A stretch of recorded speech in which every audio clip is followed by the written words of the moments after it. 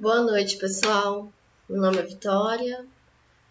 Nossa disciplina é Zoologia 1, uma disciplina administrada pelo professor Dr. Jefferson Almeida Rocha.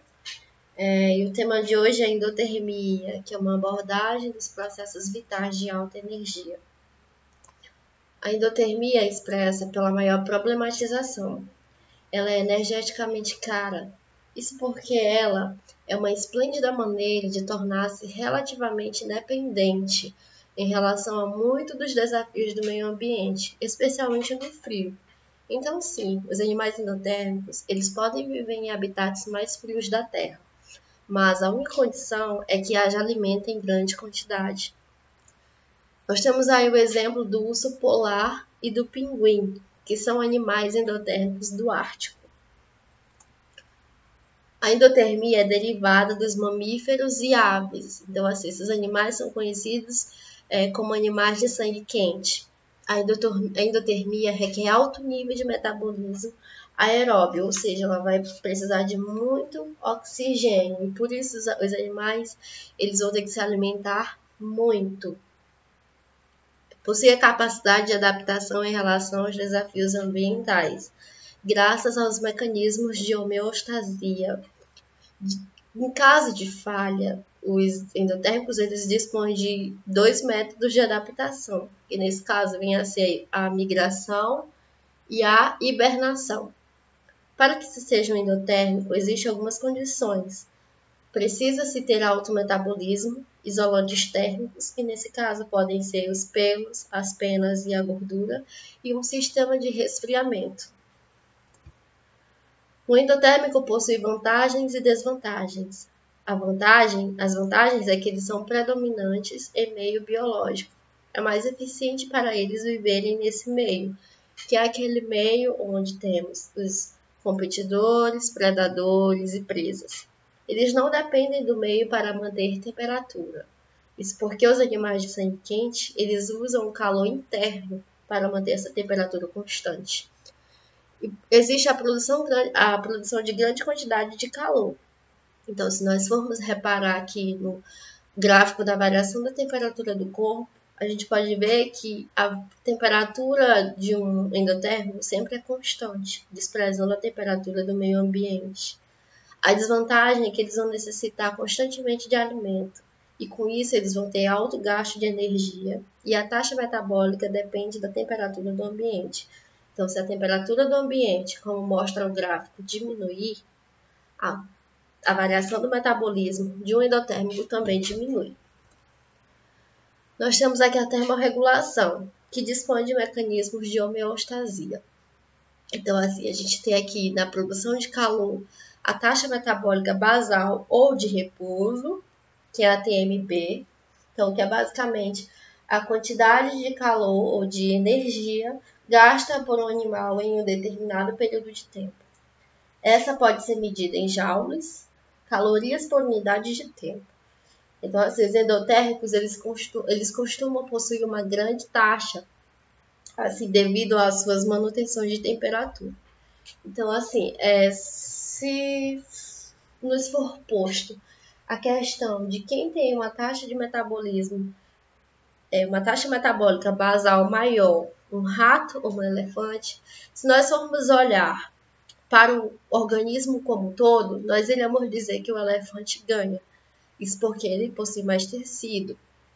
Só que a taxa metabólica basal, ela possui uma definição muito clara, que diz que quanto menor a massa, maior a taxa metabólica. Então, se nós formos olhar por esse lado, medir a taxa metabólica basal em decorrência da massa, nós veremos que o rato irá ganhar. Então, a taxa metabólica, ela determina quanto de alimento o animal deve consumir para manter a temperatura constante. Os animais endotérmicos também, eles vão produzir calor proveniente do alimento. Então, assim, depende muito do alimento, né? Pode ser máximo para carnes e mínimo para carboidratos. Isso para que eles consigam um alto nível de metabolismo. A atividade dos músculos e a contração muscular irão aí fazer um trabalho, né, juntas, onde elas juntas vão produzir grandes quantidades de calor por meio da locomoção. Isso assim pode ser muito favorável para equilibrar a perda de calor, principalmente no frio. O isolamento térmico é preciso ter um material que retém ar. Nesse caso, são os pelos e as penas, que aumentam a camada de ar isolante, criando uma proteção maior. Então, assim, o isolamento térmico é basicamente para evitar a perda de calor. Então, os pelos e as penas, elas são os principais mecanismos nesse quesito.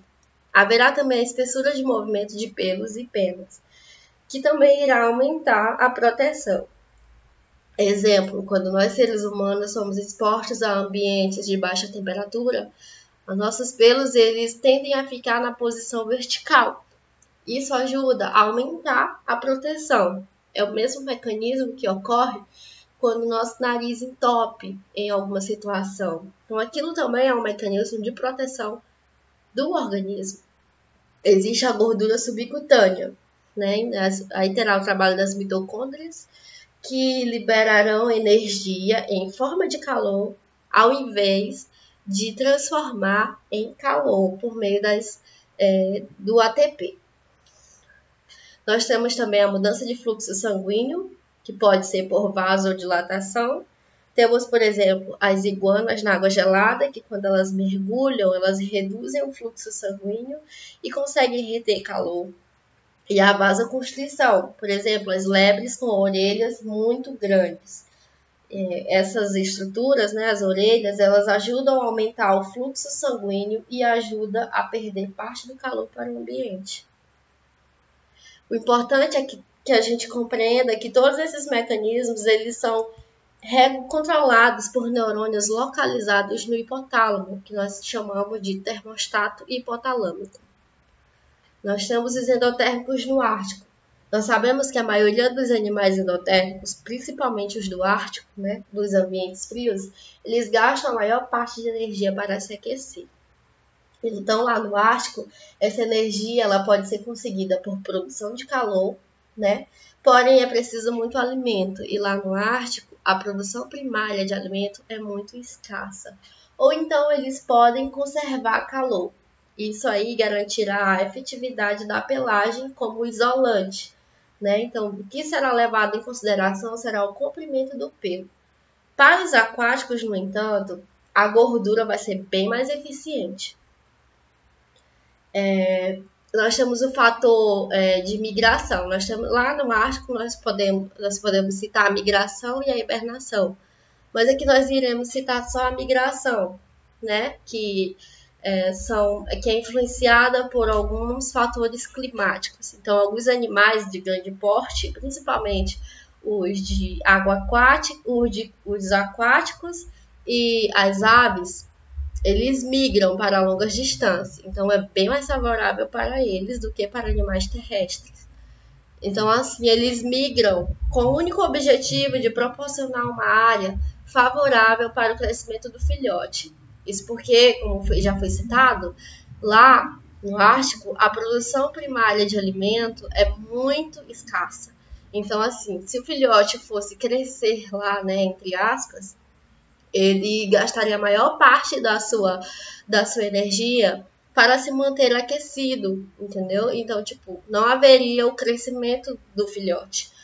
E aí, então, tendo como foco os filhotes, as baleias migram. Elas migram para áreas quentes. Então, lá os animais, bebês, os filhotes, eles poderão concentrar, investir a maior parte de energia em seu crescimento. E assim poderão possuir uma cobertura isolante suficiente.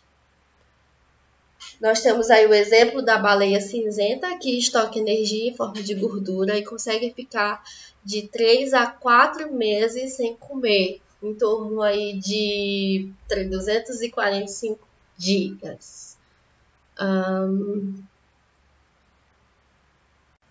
Existem muitas demandas fisiológicas bem mais severas do que as condições polares. Isso por causa da temperatura do ar, né, que varia de 40 a 50 graus Celsius, e a do solo, que é de 60 ou 70 graus Celsius. Então, assim, em vez de os animais lá, né, perderem calor, eles vão acabar absorvendo o calor do ambiente. Então, os endotérmicos, eles vão aí enfrentar dois tipos de problema para poder regular a sua temperatura. Um deles é a reversão normal de um animal para o ambiente, que foi essa que eu acabei de citar, que em vez de um animal perder calor para o ambiente, ele vai absorver o calor do ambiente. E a gente sabe que o calor, no modo geral, tanto como o calor metabólico, ele precisa ser dissipado para que ele se mantenha nos padrões, né? Nos padrões de normalidade. E tem também o resfriamento por evaporação, que pode ser um mecanismo eficiente na medida que o animal dispõe de suprimento de água ilimitado. Só que nesse caso a gente sabe que água no deserto é uma coisa bem escassa. Então, assim, lá o estresse térmico é muito grande. Então, a água é uma mercadoria escassa, né? Então, assim, o seu uso ele precisa ser cuidadosamente racionado. Por exemplo, um rato canguru, se ele fosse se arriscar a sair debaixo do sol, ele teria que evaporar cerca de 13% da água do seu corpo. E os mamíferos que perdem cerca de 10 a 20% da água do seu corpo acabam morrendo, né? Então, assim, essa respiração por evaporação é um mecanismo assim, bastante limitado. E uma das chaves para o sucesso dos mamíferos no deserto é o rim mamaliano, né? A sua estrutura e a sua funcionalidade. Então, o rim ele possui a habilidade de produzir urina, que possui uma concentração osmótica várias vezes maior que a do sangue, e aí tendo como base o néfron, né, que ele acaba filtrando o que é necessário para o nosso corpo e excretando o que não é. Por isso ele é uma das chaves que garantem o sucesso dos endotérmicos no deserto. Além disso, os endotérmicos eles dispõem de estratégias de sobrevivência no deserto, né, que basicamente é o relaxamento da homeostase, que é a capacidade de suportar maior variação na temperatura corpórea e água do corpo. Ou seja, um animal de grande porte, como por exemplo o dromedário, no exemplo aqui do camelo, né, eles são animais de grande porte, eles são difíceis de se esconder, porém eles são mais móveis. Então, mas ainda assim eles conseguem armazenar muita água, então eles têm uma tolerância a um relaxamento de homeostase, que é uma das estratégias de sobrevivência. E aí eles podem procurar alimento e água, eles conseguem absorver calor do ambiente mais devagar. E o outro mecanismo aí a outra estratégia de sobrevivência é a evitação, ou seja, os mecanismos comportamentais. Por exemplo, o animal aí, o rato canguru, né, do deserto, que é um animal de pequeno porte, ele possui hábitos noturnos. Então, ele evita sair no sol durante o dia. Então, ele sai mais durante a noite. Ele tem os hábitos dele noturnos e ele se esconde em toca também. E tem as especializações, que são os mecanismos fisiológicos em resposta à escassez de água. Por exemplo, o rato canguru, ele entra em torpor de dia. Então, o mecanismo de torpor é uma grande especialização dos animais endotérmicos no deserto. Então, gente, essa foi a minha apresentação. O assunto é um pouco complexo e muito longo. Tentei resumir ao máximo.